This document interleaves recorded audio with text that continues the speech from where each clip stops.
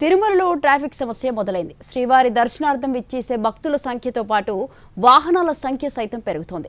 గతంలో రోజు వారీగా 6,000 వాహనాలు వస్తూ ఉండేవి. ఇప్పుడు ఆ సంఖ్య 10,000ను దాటేసింది. కొండపై ట్రాఫిక్ సమస్యతో పాటు కాలుష్యం కూడా ఎక్కువ అవుతోంది.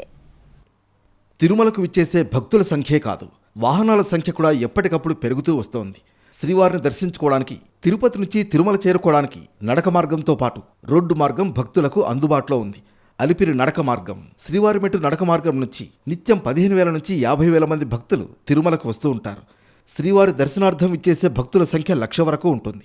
నడక మార్గంలో రాని భక్తులు సొంత వాహనాలు, ఆర్టీసీ బస్సులు, ప్రైవేట్ వాహనాల ద్వారా తిరుమలకు చేరుకుంటారు. భక్తుల కోసం 2 ఘాట్ రోడ్లున్నాయి. తిరుపతి నుంచి తిరుమల చేరుకోవడానికి ఒకటి, తిరుమల నుంచి కిందకు వెళ్లడానికి మరో ఘాట్ రోడ్ అందుబాటులో ఉంది. అలిపిరి వద్ద వాహనాలను తనిఖీ చేసి తిరుమలకు అనుమతిస్తోంది టీటీడీ. కోవిడ్కు పూర్వం శ్రీవారి దర్శనార్థం వచ్చే భక్తులు ప్రయాణించే వాహనాల సంఖ్య 4 నుంచి 6,000 లోపు ఉండేది. కోవిడ్ తర్వాత నుంచి ఎప్పటికప్పుడు వాహనాల సంఖ్య పెరుగుతూ వస్తోంది. శ్రీవారి దర్శనానికి వచ్చే మెజారిటీ భక్తులు సొంత వాహనాల్లోనే తిరుమల చేరుకోవడానికి ప్రాధాన్యత ఇస్తున్నారు. దీంతో వాహనాల సంఖ్య కూడా పెరుగుతూ వస్తోంది.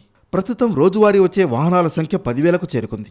ఇక ప్రాశస్త్యం కలిగిన రోజుల్లో ఆ సంఖ్య 15,000 వరకు ఉంటుంది. గత జనవరి 26న రథసప్తమి పర్వదినం సందర్భంగా 15,000కు పైగా వాహనాలు తిరుమలకొచ్చాయి. గరుడ సేవ రోజున వాహనాలను అలిపిరి వద్దే నియంత్రిస్తారు. కాబట్టి ఆ రోజు పరిమిత సంఖ్యలోనే వాహనాలు తిరుమలకు వస్తూ ఉంటాయి. గత వారం భక్తుల తాకిడి ఎక్కువగా ఉంది. అలాంటి సమయంలో శుక్ర శనివారాల్లో వాహనాల సంఖ్య 14,000 వరకు ఉంటుంది.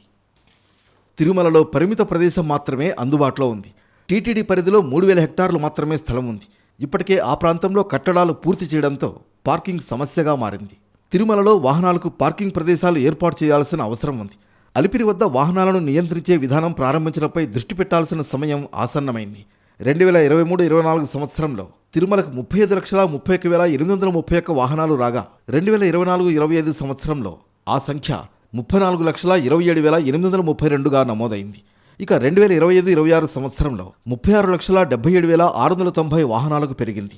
ఇలా ఏడాదికే 1,00,000కు పైగా వాహనాల సంఖ్య పెరుగుతూ వస్తోంది. పార్కింగ్ సమస్యతో పాటు పర్యావరణాన్ని కూడా నియంత్రించాల్సిన పరిస్థితులు ఏర్పడ్డాయి. తిరుపతి నుంచి భక్తులకు సౌకర్యవంతంగా ప్రయాణించేలా వాహనాలను ఏర్పాటు చేసి అలిపిరి వద్ద పార్కింగ్ ప్రదేశాలను సిద్ధం చేసి భక్తుల వాహనాలను నియంత్రించాల్సిన అవసరం ఉంది.